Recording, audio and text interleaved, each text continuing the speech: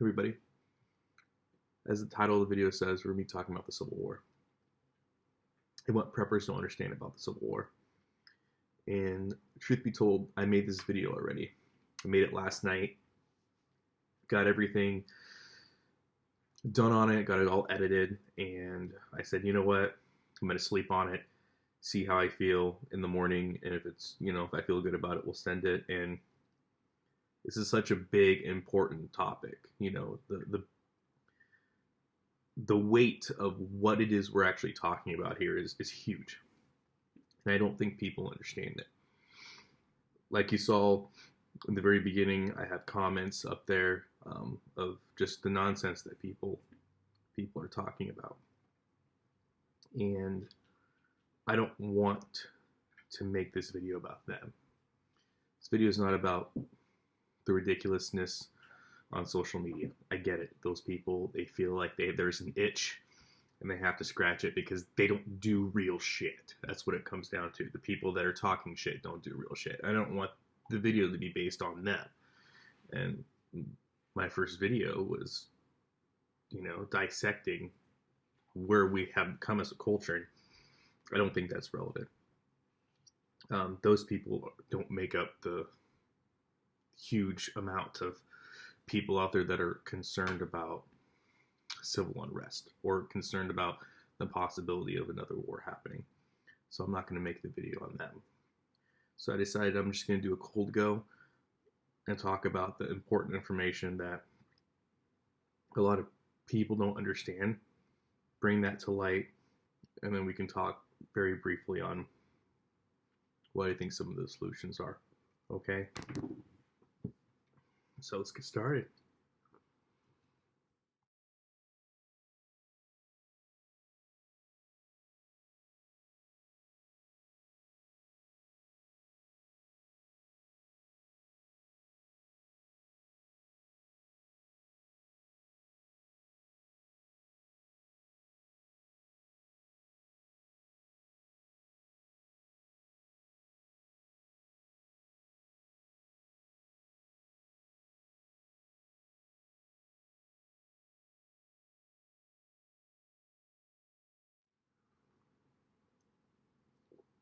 Got to get my caffeine this morning.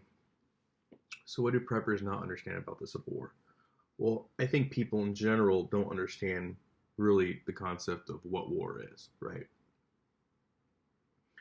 So Clausewitz does a very good rendition of what his belief of war is. I mean, and this is been established in the literature. People have been talking about this for years.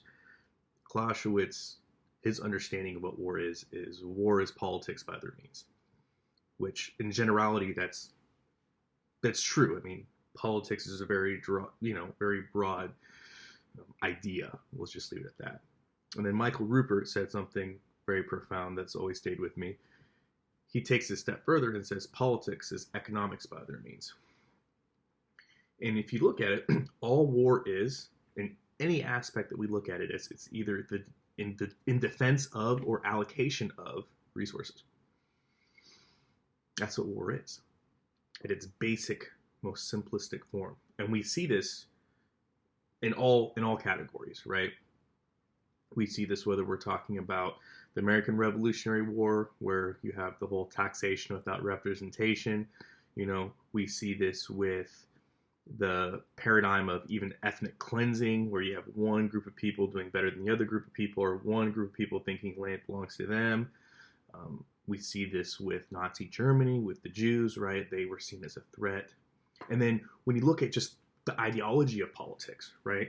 Socialism versus capitalism, Marxism, communism, these are predicated upon the idea of what economics should be, right? The idea of, well, capitalism bad, socialism good. And those principles are really dealt in the idea of how money should be controlled and how money should be, how we look at money, right? So when you really break down war to its basic format, that's what you have, okay? So I really think it's important that we understand that. So war is a continuation of politics by other means. Politics is the continuation of economics by other means. war, in its simplistic form, is to either defend or gain resources, the allocation of resources or defense of. And so really understanding that is super important, okay? Because when we start looking at timelines, right, we're going to see how this transition of power has changed over the course of years, right? So let me give you an example, right? The American Revolutionary War, 1775 to 1783. The American Civil War, 1861 to 1865. Okay, those are our timelines. We know those to be factually correct. So when you're talking about what it takes to fight a war, you're doing, like we said earlier, defense of or allocation of resources. So let me give you some timelines here. Charles Brush invented the first open coil system, which basically means it's a coil system that could produce steady current of electricity, right? That happened in 1876. In 1885, Chicago was the first city in the country, Chicago, Illinois, to have a comprehensive sewer system. Okay. In 1896, the first radio transmissions were sent. They were coded signals that were transmitted, and they can only be transmitted about a mile, 1.6 kilometers to be exact. In 1916, the United States of America had their first self-service grocery store called Piggly Wiggly's that opened in Memphis, Tennessee, 1916. So why am I telling you this? Well, it's important to realize the last time we had a civil war in this country, you had individuals that were fighting in a war that had no idea what a grocery store was, had no idea what electricity was, had no idea what a radio was, had no idea what indoor plumbing was, had no idea about any of the magic that we have today, right? The fact that I can go over here and I can turn a knob and water comes out. The fact that I can flip a switch and I have electricity and I have a light. The fact that I can drive into town, go to a grocery store, and have the ability to buy food and produce from all over the world. That was not available to the people that fought in the last Civil War. Now, why am I telling you this? Because the reason why they were successful is because the resources in which they depended were self-allocated, self-sustaining, sovereign. They were not dependent upon a system. Because in all actuality, they had no idea what a grocery store was. So when we're looking at this realistically, you have a very rugged group of individuals that were engaging in combat. They did not depend on the system, right? And yes, we can argue textiles, manufacturing, all that stuff, all good things to point out. But the very gist of the average person, all these infrastructure items that we need and depend on today to survive, they didn't even know what they were. So when you see these people that are advocating for a war, and they really think that they're going to somehow be able to quit their or do their 9-to-5 job and then put their sappies and rifles slung over their shoulder and somehow go into this imaginary war, they're kidding themselves. They're kidding themselves. Because if you look at the government literature, right? If you look at, for example, the HSEEP, right? The Homeland Security Exercise Evaluation Program. You look at how FEMA operates. You look at the Joint Publication 1 Tag 0. Basically, it talks about everything from the Joint Chiefs of Staff. They put it out. It talks about combatant command roles, subordinate unified command roles, joint task force roles, subordinate component command roles. And all this stuff is signed. These are all publications that are signed. You look at that last NDAA. If there is a major critical incident, we know what the government's going to do. They're going to safeguard infrastructure. In every war that we've seen, government will control the infrastructure. That is what they have promised they're going to do. They see infrastructure as national security, and they should, because it is, because we depend on it so much. So that begs the question, are all these people ready that are advocating for this nonsense? Are they truly ready to go 4 years without being able to use infrastructure? Because if they're not, they have a harsh reality coming to them, right? And so that's why it's so important to look at this from a point of reason, a point of logic, right? And these aren't my words. Like I said, look it up for yourself. You already know what your government's going to do. They tell you what they're going to do. They're going to defend critical infrastructure. Critical infrastructure is everything from food supply lines, the power grid, water, everything, communications. And so it's important to realize, right, that when people are out there advocating for this raw collapse situation, they don't take into consideration what it actually takes in order to be successful. Because I hate to break it to you, your hordes and stockpile of food is not going to be enough. It's just not. I've met a lot of prepared people out there, and I don't know anybody that has enough stored supply goods to have a militia fight indefinitely for 4 years. It's unrealistic. Nobody has that. Nobody has that infrastructure. And like I said, it's important to realize, because the last time Americans fought in a revolution or fought in a civil war, they were 100% self-sustained. They did not require the grocery store for subsistence. They didn't know what electricity was. They weren't dependent on that. They weren't dependent on big tech. They weren't dependent on oil.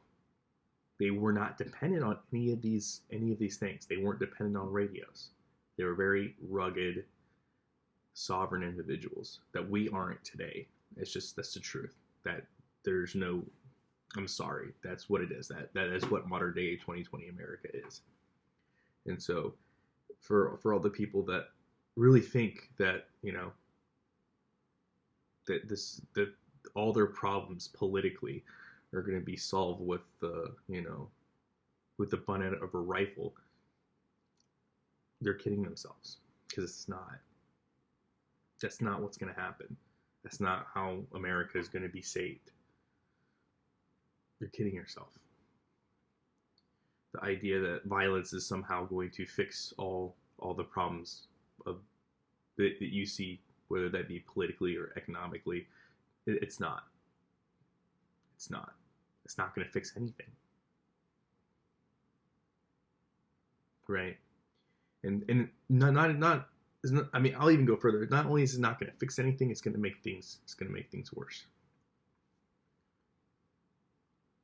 We have a preparedness issue in America. We have a sustainability issue in America.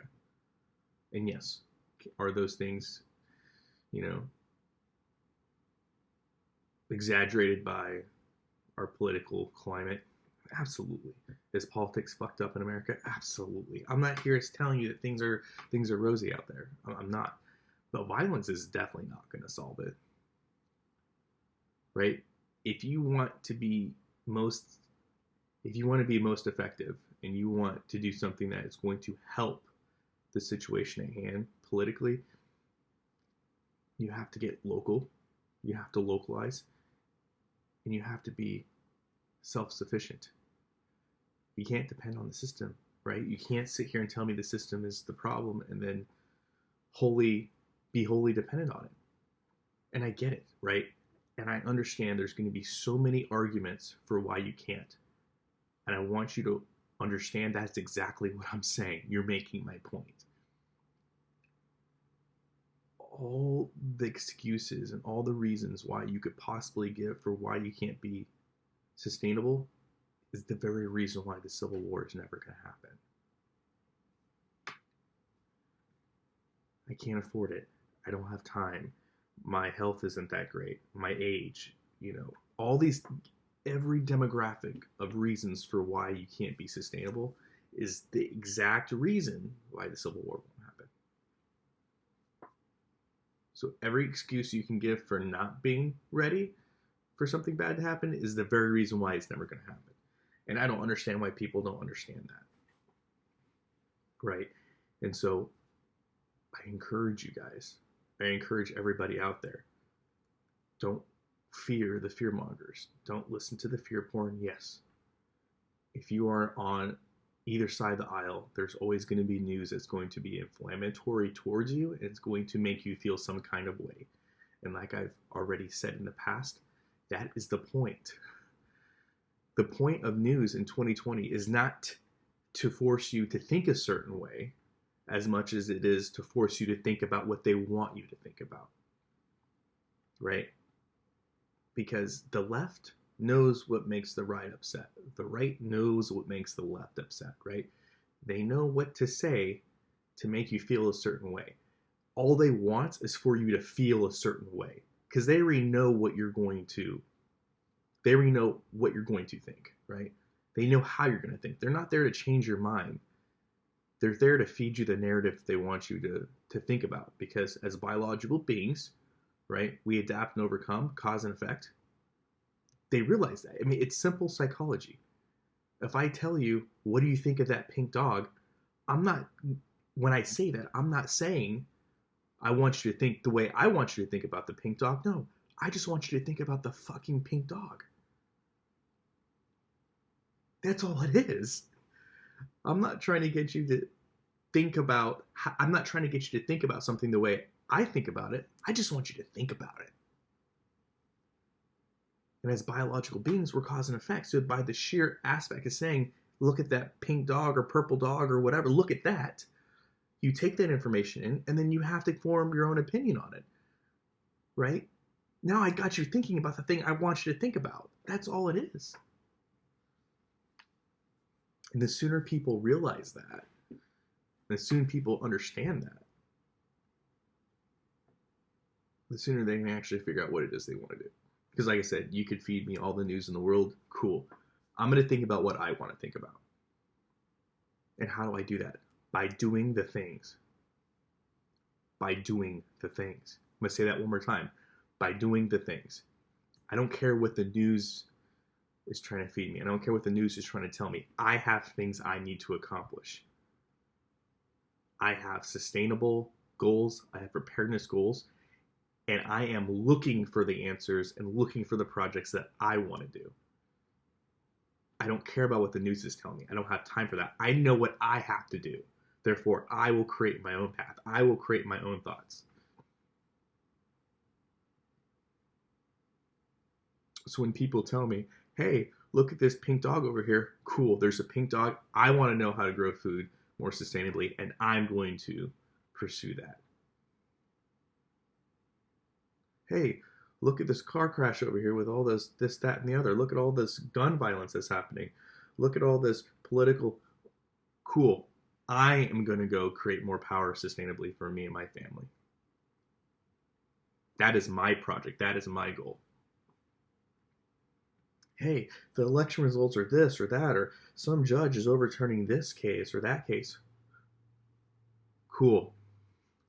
I am going to go over here and ensure that my infrastructure is set up. I have questions on this. I have questions on that. I'm going to seek that out.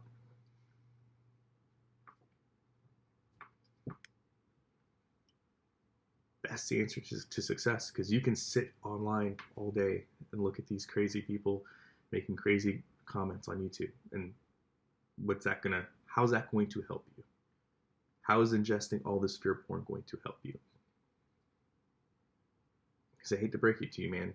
As much as people, and here's a problem. People want somebody to fix their problems for them, right? People want to believe that, oh, well, there's just these militia groups out there and they're gonna fix everything, right? People want to feel as if somebody else is gonna take care of their problems. And all they gotta do is bunker in place until somebody else fixes their problems. Well, like I said, a rifle's not gonna fix the issues that you see in modern day America. It's not going to happen. And to even advocate for that, it's completely ridiculous.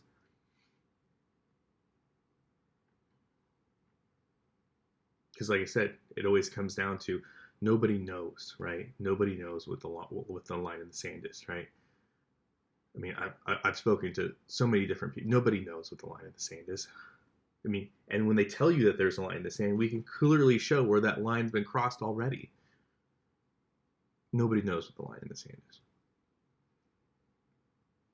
But you know what you need to do to be better prepared. So why don't you focus on those things? Because like I said, at the end of the day, any excuse that you would give me for why you are dependent upon the system that you hate is the very reason why there's never going to be the Civil War. Now, if a bunch of people were totally free from the system and they were saying this kind of stuff, I would take that very seriously. I would take them extremely seriously. I might even say you were onto something. But that's not what we're saying. So, understand what war is, right? Understand what any response to any kind of incident would be, because they've told us what the response is going to be. And understand that if this powder keg is somehow lit off by one of these crazy people out there, if it is lit off, you know what the government response is going to be. So knowing that reality of what the government response is going to be, what are you going to do? That's what it comes down to, right? I don't think any of this stuff's going to happen. These people are just weirdos online that want to sound big and bad. But let's just say one of those crazy weirdos really decides they're going to do some horrific shit, right? You know what the government's going to do. Protect infrastructure. That's what they do. So if all of a sudden the government has seized control of infrastructure and you don't have power to your house and supply lines are completely cut off and all this stuff starts to come to fruition, what are you going to do? Because all those excuses that you would give me for not being prepared, yeah, they're there, but oh well, cupcake, you got to deal with the cards that you're dealt, right? So if you truly believe that this is what we're on the precipice of, and you already know what the government reaction is going to be, how are you preparing for that? Because like I said, the rifle's not going to fix it. So I'm going to leave you with that. Highly encourage you guys to check out those publications if you're not aware of them. Like I said, it's the HSEEP, Homeland Security Exercise Evaluation Program. That is the auditing publication in which DHS is audited on. So if somebody were to come in and see, hey, are you doing your job right? That's a publication that they're going to reference. So keep that in mind. I'd also encourage you guys to, I'll probably do another video on this, but very quickly, go take a look at the joint publication, One Tax Zero, Joint Support, published. It was published December 1st, 2020. And that's going to be, Joint Chiefs of Staff, combatant commands, support commands, all that stuff. I'd also encourage you guys to go out, do a ride along with your local police department, local fire department, if they allow that. Grab a copy of your city or county's Lexipol policies or similar publications. That's going to just describe, the handbook for local law enforcement. A lot of that stuff's public. I mean, it's public record. I mean, you can go to, like, for example, Seattle, Washington, Portland, Oregon, New York City Police Department, right? You can go on their website and they have copies of their handbook there.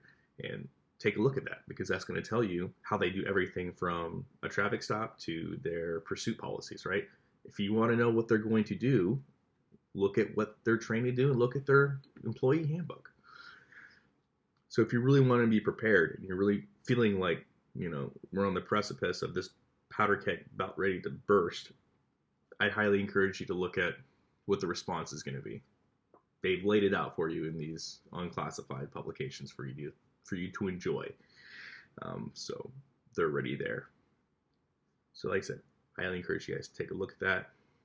Understand how this is going to be different than any other conflict that we've had in the past if it does happen.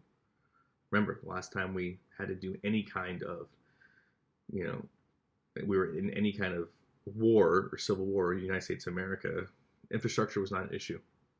Grocery stores were not an issue. Comms were not an issue because they didn't exist. Now that we have, a dependency, a severe dependency on these systems and applications, once they're taken away, they're taken away. Thomas Jefferson made a great point. A government big enough to give you everything is big enough to take everything away. This is nothing new, right? This is not new policy. This is old wisdom. So there you have it. Do you think I got something wrong? Like I said, while you're leaving me a thumbs down, which I encourage you to do, go ahead and articulate what you think I got wrong. Let's have a discussion. I'm all about it. But most importantly, people, use common sense. Use common sense. Stay vigilant. Do the things you know you need to do. Don't focus on the bad. Don't focus on the fear porn. Control your thoughts. At the end of the day, I think that'll help more people than anything else.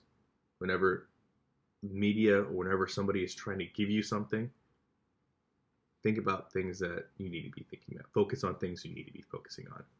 Like I said, the election, I don't care. That's not my thought. My thought, how do I get better prepared? That's what I'm focusing on. So, hope you guys like the video as always. Long live the Republic.